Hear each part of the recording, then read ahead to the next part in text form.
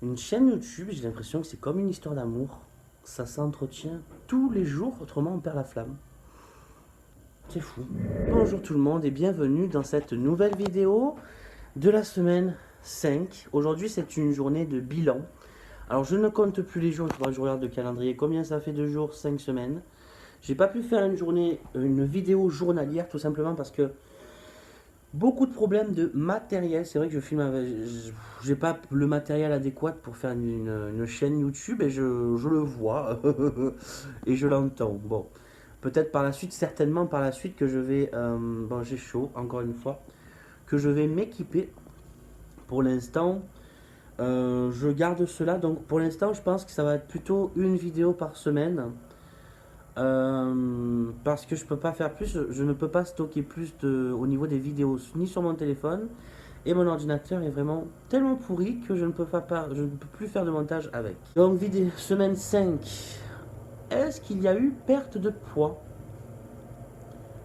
Eh bien non, toujours pas. Toujours pas de perte de poids. Alors qu'est-ce qui se passe? Qu'est-ce qui se passe? Les efforts sont faits au fur et à mesure. Les crises de nuit sont pratiquement inexistantes maintenant. Il y a beaucoup de choses qui ont changé. Les légumes, vraiment, on en mange beaucoup. Mais il n'y a pas de perte de poids réelle. Évidemment, on n'est pas encore dans une alimentation totalement équilibrée. Et on n'est pas encore dans une situation équilibrée. On est énormément sujet au stress. Et je pense que ça doit beaucoup influencer notre poids. Entre la fatigue et le stress qui sont quand même à un niveau très très haut en ce moment. Je pense que ça doit beaucoup influencer notre poids parce que quand même c'est étonnant que ça ne perd pas et que ma femme aussi prend du poids en ce moment. Donc il serait temps que tout ceci se finisse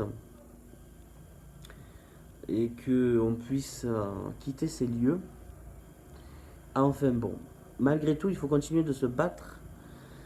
Et alors évidemment il y a encore quand on fait le bilan, parce que finalement on le fait un peu à deux, finalement bah, ma femme et moi on doit perdre beaucoup de poids. Donc on le fait finalement à deux. Quand on fait le bilan, même si on a considérablement diminué notre consommation, même si on a totalement diminué notre consommation de sucre, mais on en consomme pas mal quand même. On s'est rendu compte des choses toutes bêtes, en fait, que des fois on se dit, ah mais finalement on a fait beaucoup d'efforts. Oui, c'est vrai, on a mangé plus de légumes dans l'assiette, mais j'ai l'impression qu'on a compensé avec d'autres choses qu'on n'a pas l'habitude de consommer, mais qui sont très caloriques. Par exemple, notre belle-mère, ma belle-mère, nous avait amené, en y réfléchissant maintenant, c'est là où je fais le bilan et c'est là où je vois qu'est-ce qui était bien, qu'est-ce qui était totalement raté, et c'est peut-être pour ça qu'il n'y a pas de perte de poids.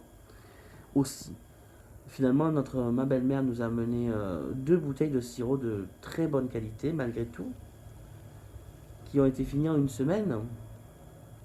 Alors oui, il n'y a peut-être pas eu de crise de galettes et compagnie.